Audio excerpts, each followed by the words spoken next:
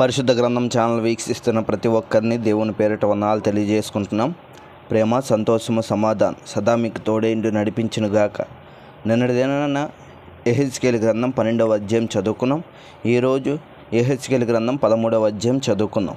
మరియు యెహోవా వాక్కు నాకు ప్రత్యక్షమై ఇలాగ సెలవిచ్చెను, నరపుత్రుడా, ప్రవచించుచున్న ఇశ్రాయేలీల ప్రవక్తలకు విరోధముగా ప్రవచించి మనసున వచ్చినట్లు ప్రవచించు వారితో నీవిలాగ చెప్పుము. యెహోవా మాట ఆలకించుడి. ప్రభువైన యెహోవా సెలవిచ్చినదేమనగా, దర్శనమేమియు కలగకున్నను స్వబుద్ధి అనుసరించుచు అవివేక ప్రవక్తలకు శ్రమ. ఇశ్రాయేలీలారా, మీ ప్రవక్తలు పాడైన స్థలములలో నుండి నక్కలతో సాటిగా ఉన్నారు. యెహోవా దినమున ఇశ్రాయేలీలు యుద్ధమందు స్థిరముగా నిలిచినట్లు మీరు గోడల్లోనున్న బీటల దగ్గర నిలువరు, ప్రాకారము దిట్టపరచరు. వారు వ్యర్థమైన దర్శనములు చూచి అబద్ధము సోదె చూచి యెహోవా తమ్మును పంపకపోయినను తాము చెప్పిన మాట స్థిరమని నమ్మునట్లు ఇది యెహోవా వాక్ అని చెప్పుదురు. నేను సెలవీయకపోయినను ఇది యెహోవా వాక్ అని మీరు చెప్పిన ఎడల మీరు కనినది వ్యర్థమైన దర్శనము కదా, మీరు నమ్మదగిన సోదగాండ్రైతిరి కదా. కావున ప్రభువైన యెహోవా సెలవిచ్చుచున్నాడు, మీరు వ్యర్థమైన మాటలు పలుకుచు నిర్దాకమైన దర్శనములు కనుచున్నారు గనుక నేను మీకు విరోధిని. ఇదే ప్రభువగు యెహోవా వాక్కు.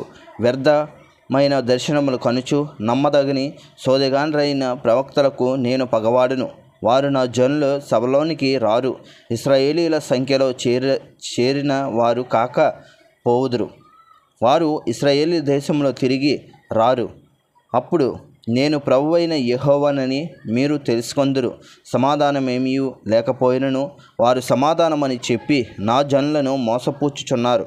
నా జనులు మంటి గోడను కట్టగా వారు వచ్చి దాని మీద గచ్చిపోత పూసెదరు. ఇందువలననే పోయిచున్న వారితో నీవిట్లా వర్షము ప్రవాహముగా కురియును, గొప్ప వడగండ్లు పడును, తుఫాను దాన్ని పడగొట్టగా అది పడిపోవును. ఆ గోడ పడగా జనులు మిమ్మల్ని చూచి మీరు పూసిన పోత ఏమాయనని అడుగుదురు కదా. ఇందుకు ప్రభువైన యెహోవా సెలవిచ్చినదేమనగా, నేను రౌద్రము తెచ్చుకొని తుఫాను చేత దానిని పడగొట్టుదును. నా కోపమును బట్టి వర్షము ప్రవాహముగా కురియును, నా రౌద్రమును బట్టి గొప్ప వడగండ్లు పడి దానిని లయపరచును. దాని పునాది కనబడినట్లు మీరు గచ్చిపోత పూసిన గోడను నేను నేలతో సమముగా కూల్చెదను. అది పాడైపోగా దాని క్రింద మీరును నాశనమగుదురు. అప్పుడు నేను యెహోవానని మీరు తెలుసుకొందురు. ఇలాగన ఆ గోడ మీద దాని మీద గచ్చిపోత పూసిన వారి మీదను నా కోపము నేను తీర్చుకొని ఆ గోడకు దాని పోత పూసిన వారికి పని తీరేనని మీతో చెప్పుదురు. యెరూషలేమునకు సమాధానం లేకపోయినను ఆ పోత పూయువారు సమాధానార్థమైన దర్శనములు కనుచు ప్రవచించువారు ఇశ్రాయేలీల ప్రవక్తలే. ఇదే ప్రభువగు యెహోవా వాక్కు. మరియు నరపుత్రుడా, మనసునకు వచ్చినట్టు ప్రవచించు నీ జనుల కుమార్తెల మీద కఠిన దృష్టి ఉంచి వారికి విరోధముగా ఇలాగ ప్రవచింపుము. ప్రభువైన యెహోవా సెలవిచ్చినదేమనగా, మనుషులను వేటాడవలనని చేతులు కీళ్ళన్నిటికీ గొడ్డలు కుట్టి ఎవరి ఎత్తు చొప్పున వారి తలలకు ముసుగులు చేయు. స్త్రీలారా, మీకు శ్రమ. మీరు నా జనులను వేటాడి మిమ్మల్ని రక్షించుకొందురు.